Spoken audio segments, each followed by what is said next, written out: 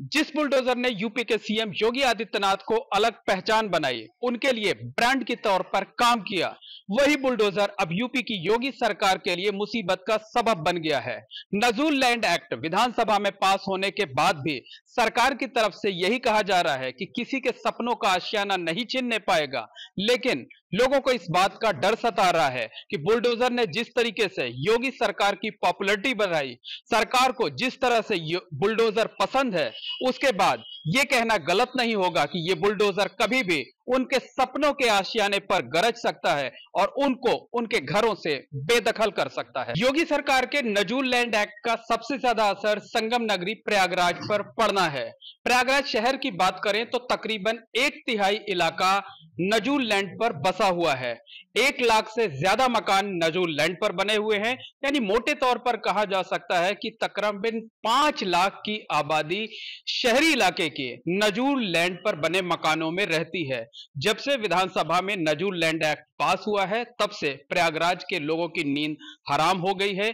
कई घरों में चूल्हे नहीं जले हैं, तमाम लोग बीमार हो गए हैं। उन्हें इस बात का डर लग रहा है कि कहीं ऐसा ना हो कि एक्ट पास होने के बाद सरकार उनके सपनों के आशियाने से उन्हें बेदखल कर दे, उनके घरों पर बुलडोजर चला दे और उन्हें घर से बाहर निकाल दे। ऐसा है कि यहाँ हमारे रहते हुए करीब 60 साल हो गए। हमारे पिताजी करीब 70 साल से यहाँ रह रहे थे और सन 90 से लेकर के 95 के बीच 97 के बीच में हम लोग ने यहाँ पे गवर्नमेंट के प्रावधानों के तहत ही आवासीय सहकारी समिति के माध्यम से हम लोगों ने ज़मीन खरीदी कि हमारा गुजर बसर हो सके, हमारा परिवार है।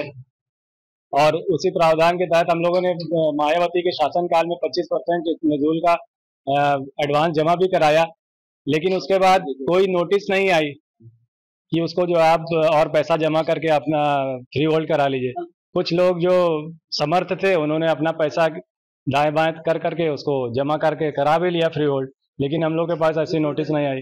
अब कुछ दिनों से ये चर्चा चल रही है कि आपका नजूल जो है अवैध हो जाएगा, आपका कागजात जो है अवैध हो जाएंगे और इस पर बुलडोजर चला दिया जाएगा।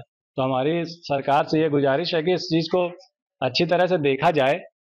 हम लोग सामान्य जन रोज कमाने रोज खाने वाले लोग हैं, कहाँ से इतना पैसा लाएंगे कि अब इतना सामर्थ्य भी नहीं थे, ज़मीनें इतनी महंगी हो गई कि आदमी नया मकान खरीद सके। किस बात का डर लग रहा है? डर इस बात का है कि अब छोटे छोटे बच्चे पढ़ने वाले, हम लोग के पास ऐसा कोई कारोबार नहीं कि हमारे पास इतना आमदनी नहीं, इतना धन हमने इकट्ठा करके रखा नहीं है कि हम नई ज़मीन खरीद सकें, नया अपना आवास बना सकें। सरकार इस विषय में सोचे और हम लोग को इसमें रियायत दे, और जो पैसा लगता है लोग अपना जमा करके किस्तों में उसको जमा करें और अपना फ्री होल्ड करा लें।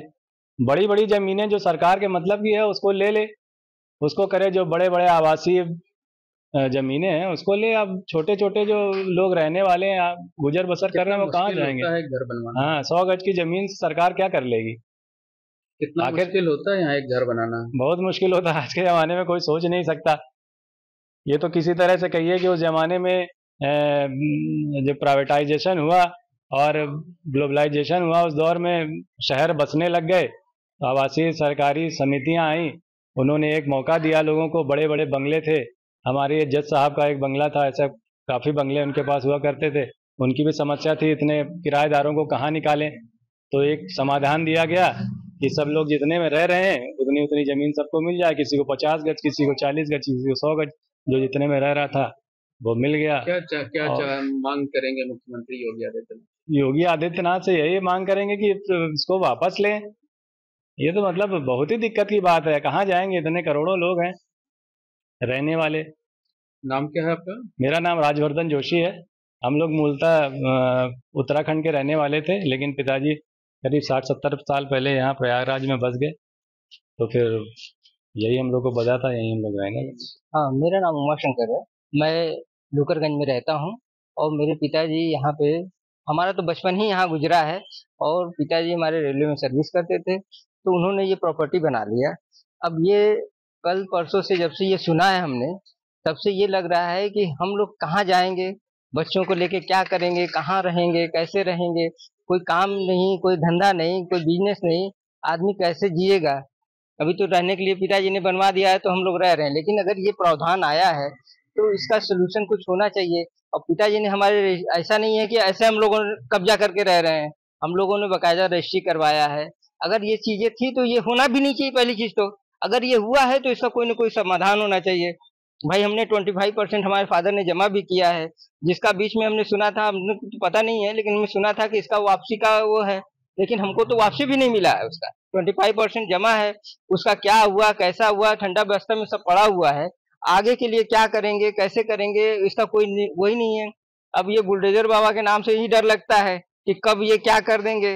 अब कल को रात में अगर आके चला दिए बुलडोजर तो हम लोग कहाँ जाएंगे, बच्चों को लेके क्या करेंगे, कहाँ रहेंगे।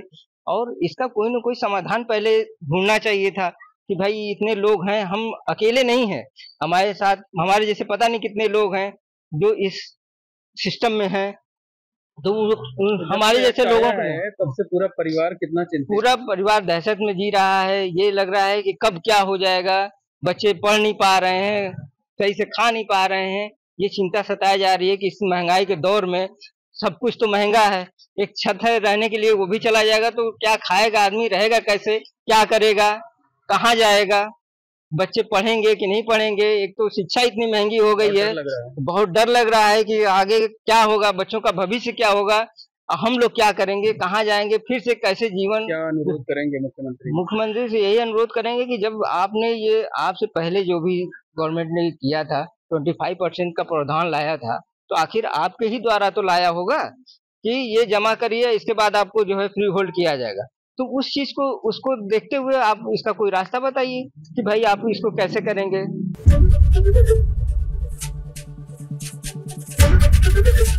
एबीपी गंगा, खबर आपकी, जुबान आपकी।